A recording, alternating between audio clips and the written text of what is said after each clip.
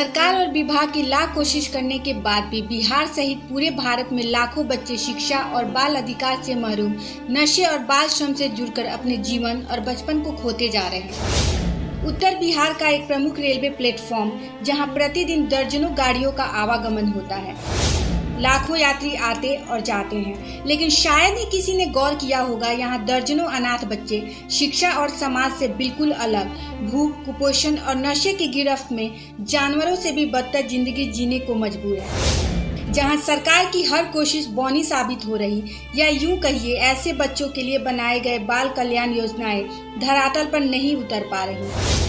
ये अलग बात है कि सरकार और विभाग आंकड़ों का जादू दिखाकर खुद अपने ही हाथों से अपनी पीठ थपथपाई जा रही है। आओ ज्ञान की एक दीप जलाएं जहां सदियों से अंधेरा है। जी हाँ, इस पूरी बात को सच करने में लगे हैं बेगूसराय के एक शिक्षक दंपति अजीत कुमार और शबनम मधुकर और उनका पूरा परिवार, यहाँ तक कि उनके बच्चे भी।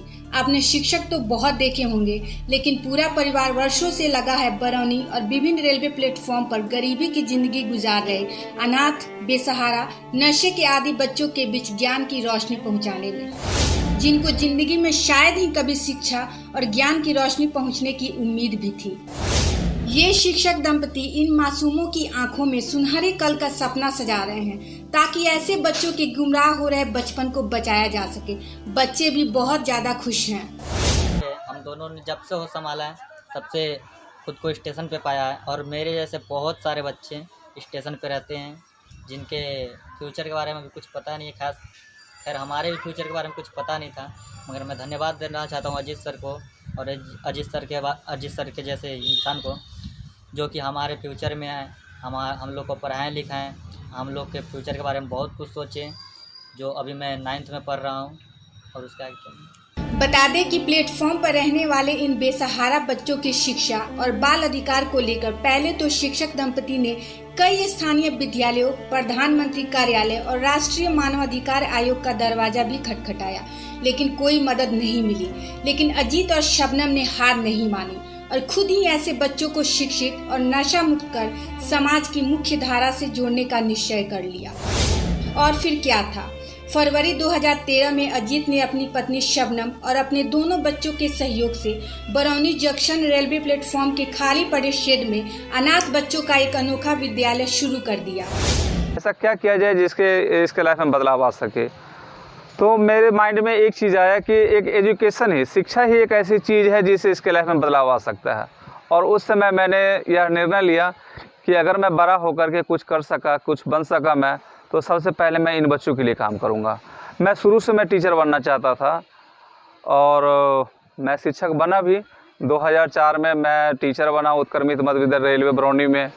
और जब मैं शिक्षक बना तो सबसे पहला काम मैंने ये किया कि इन बच्चों के लिए मैंने योजना बनाया।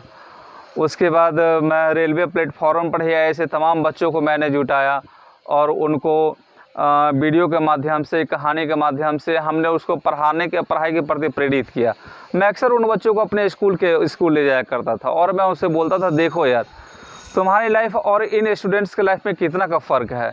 ये कितने अच्छे लगते हैं ड्रेस में, यूनिफॉर्म में, यहाँ खेल का मैदान है, बच्चे पढ़ते हैं, लेकिन पता नहीं क्यों हम जिसे सभ्य समझते हैं वैसे जैसे लोग को मैं सब समझता हूँ, उन लोगों से उन बच्चों को परहेज हुआ करता था। या हो सकता है शायद समाज जिस नफ़रत के नज़रिए से उसको देखता होगा, इस लेकर के वो उन लोगों के बीच आने से कतराने लग गए। फिर उन बच्चों ने कहा कि मुझे रेलवे प्लेटफॉर्म पर ही आप पढ़ाओगे तो मैं पढ़ूँगा। फिर मैंने रेलवे प्लेटफॉर्म पढ़ाना शुरू किया। शुरू में 4 बच्चे आए, 4 बच्चे से फिर बढ़ते बढ़ते 23 बच्चे हुए।